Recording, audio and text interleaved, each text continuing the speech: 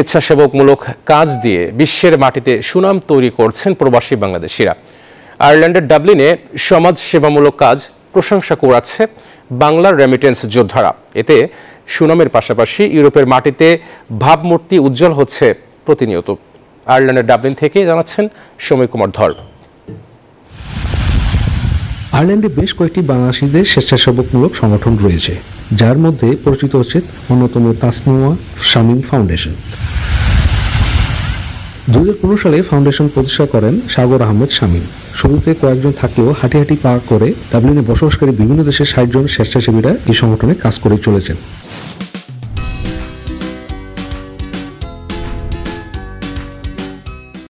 Food bank in Llangriffin every Tuesday from 10 to 11, and this all goes for good cause.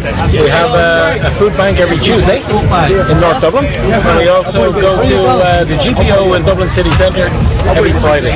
ডাবলিনের জিপিওর সামনে প্রতি সপ্তাহে মঙ্গলবার এবং শুক্রবার বিনামূল্যে শতাধিক ছিন্নমূল এবং গৃহহীন অসহায়দের খাবার বিতরণ করে তারা আসছেন। এছাড়াও মাল্টিকালচারাল ফুড ফেস্টিভ্যাল অন্যতম আয়োজক এই তাসনুয়া foundation.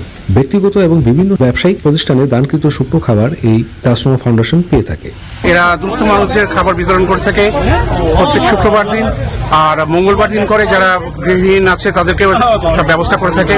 Intercultural festival, which is a great festival of foods from all over the world, of people who live in our community. এখানে বিভিন্ন ধরনের একাত্মতা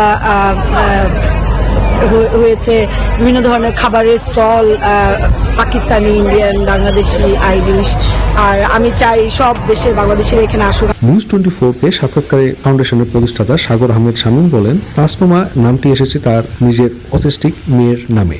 তাসনুমা শামীম ফাউন্ডেশন একটি স্বেচ্ছাসেবী অরাজনৈতিক সংগঠন, যেটা সমাজে শান্তি, ভালোবাসা আর একতার জন্য কাজ করে।